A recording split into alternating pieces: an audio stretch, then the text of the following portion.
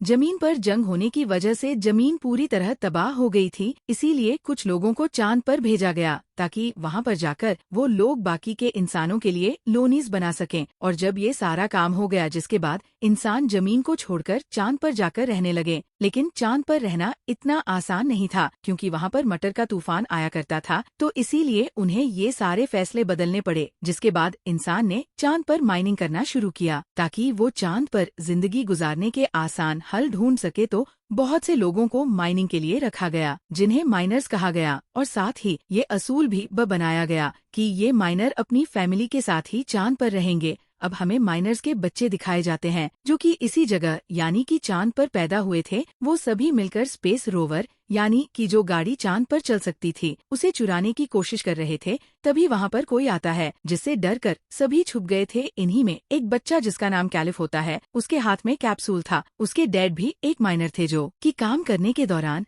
मारे गए कैलिफ को 3 दिन बाद में मेगा पर भेजने का फैसला किया जाता है, जहां पर उसे किसी दूसरी फैमिली को गोद दे दिया जाएगा जहां पर जिंदगी हर तरह से खुशहाल है। लोग बहुत मजे से जिंदगी गुजारते हैं। यहीं पर हमें यह बताया जाता है कि चांद पर से ओमेगा पर जाने के लिए तकरीबन 75 साल लगते हैं, जिसके दौरान सफर करने वाला इंसान रायोस्लिप एक चेंबर में रहता है जिससे उस इंसान की उम्र नहीं बढ़ती। जब वो चांद से ओमेगा पर पहुंचता है तो वो उतने ही साल का होता है। कैलिफ इस बात को जानता था, उसे ओमेगा तक जाने में 75 साल लगेंगे, लेकिन कैलिफ यहाँ से नहीं जाना चाहता था। वो जानता था कि फिर वो कभी अपने दोस्तों से मिल नहीं पाएगा। उसे एक लेडी बताती है कि अगले दिन मटर का तूफान शुरू होने वाला है, जिसके बाद ओमेगा के लिए रवाना होना होगा। कैलिफ को अपने डैड की बहुत याद आ रही थी। वो याद करता है कि कैसे वो बहुत ऊंचाई पर जाकर यहाँ की बेस में अपने डैड के साथ जाकर बैठा करता था। उसे याद आता है कि उसके डैड ने उसे बताया था कि चांद के उस पार कोई खतरनाक चीज आकर टकराई, जिसे वहाँ पर एक क्रेटर, एक गड्ढा बन गया। तुम एक बार उस जगह जाकर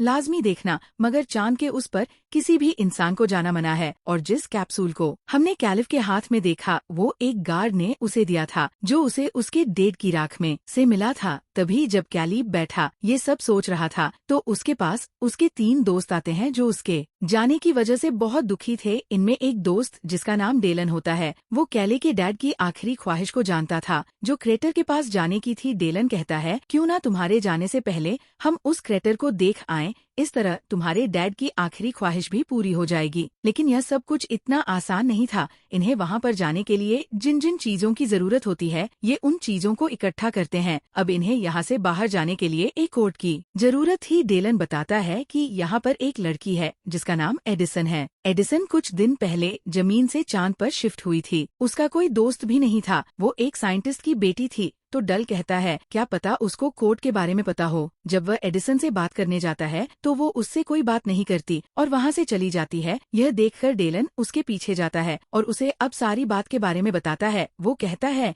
मैं शुरू से ही तुमसे दोस्ती करना चाहता था, चाहे सब लोग तुम्हें अजीब समझते हो। एडिसन सब सुनकर कहती है ठीक है, मैं तुम लोगों की मदद करने के लिए तैयार हूँ, पर तुम्हारे इस मिशन में मैं भी तुम्हारे साथ जाऊंगी। डेलन उसकी बात सुनकर उसे अपने साथ ले जाने के लिए तैयार हो जाता है। सभी बच्चे रोवर स्पेस के पास पहुँच गए थे। वह सभी उसे चुरा रहे थे। गैलिब उसके अलार्म की तार को पहले ही खींच देता है ताकि उसका अलार्म ना बच पाए। फिर वो एडिसन का बताया हुआ कोड डालता है जिससे कि दरवाजा खुल गया था। ये सी अब जाने के लिए तैयार थे। रोवर को चलाने की जिम्मेदारी डेलन पर थी क्योंकि इन सब में से वही ड्राइविंग जानता था। ये सब वहाँ से निकल जाते हैं। इन्होंने पहली बार चांद की सतह को देखा था। सभी बहुत खुश थे, मगर इन लोगों को मटर के तूफान के आने से पहले वापस आना था क्योंकि जब मटर की बारिश होती है तो बेस में लॉकडाउन कर दिया जाता है। सफर के दौरान सभी अपने बारे में बताने लगते हैं। गैलिब बताता है कि मेरे डैड ने मुझे बताया था कि कैसे लोगों को चांद पर भेजा गया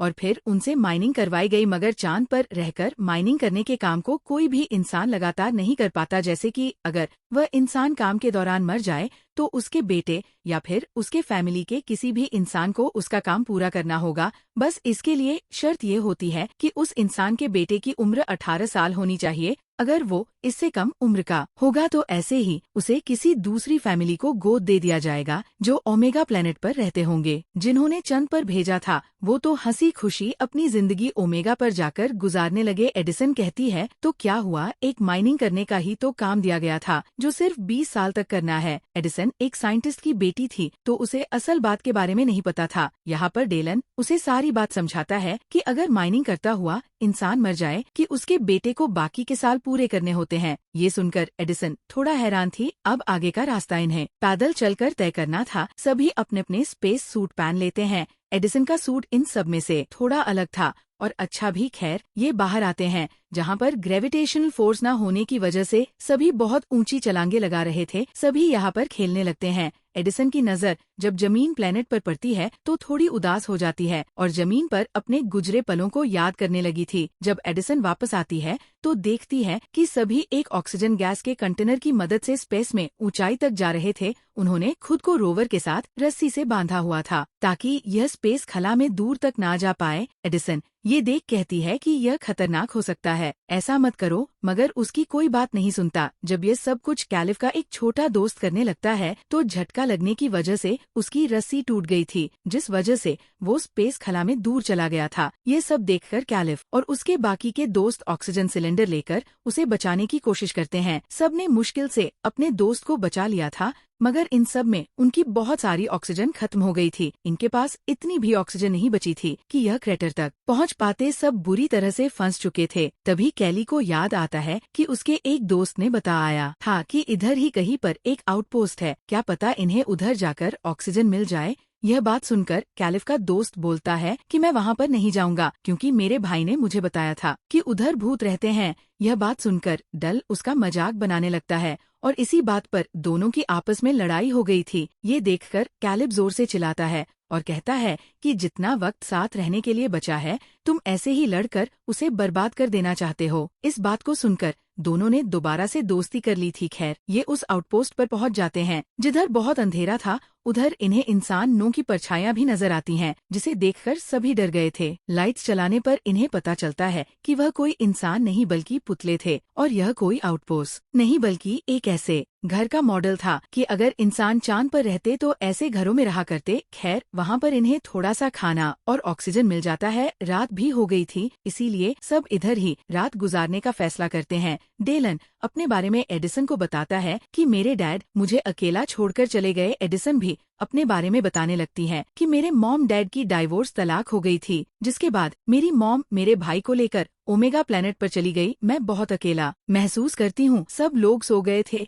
मगर कैलिफ और एडिसन अभी भी जाग रहे थे। कैलिफ एडिसन से बातें करने लगता है। वो कहता है कि मेरे डैड की मौत के बाद मुझे मेरे दोस्त लन ने सहारा दिया, वो ही मेरा सब कुछ है। मैं ओमेगा पर चला जाऊंगा, डेलन बिल्कुल अकेला रह जाएगा, तो इसीलिए मेरे जाने के बाद हमेशा उसके साथ रहना, मुझसे वादा करो। एडिसन उसने भी कैलिफ से वादा कर लिया था। जब सुबह होती है तो ये लोग दोबारा से अपना सफर शुरू करते हैं मगर अब इनकी रोवर की बैटरी खत्म हो गई थी। इनके पास ऑक्सीजन की भी कमी थी। उन्होंने मटर के तूफान से पहले क्रेटर तक पहुंचना था। ये सब परेशान हो जाते हैं, इसीलिए एडिसन ने सिक्योरिटी अलार्म को बजा दिया था ताकि मटर की बारिश होने से पहले गार्ड्स आकर इन्हें बचा ले। यह सब अब जल्दी से क्रेटर उस गड्ढे तक पहुंच जाते हैं जो देखने में बहुत बड़ा था। ये सीढ़ियां उतरकर एक अजीब सी जगह पर आ गए थे जहां की दीवार पर एडिसन को एक बटन नजर आता है जिसको वह जैसे ही दबाते हैं वहां की सारी जगह ऐसे बदल गई थी कि जैसे ये लोग जमीन पर हो। ये सब कुछ असल नहीं था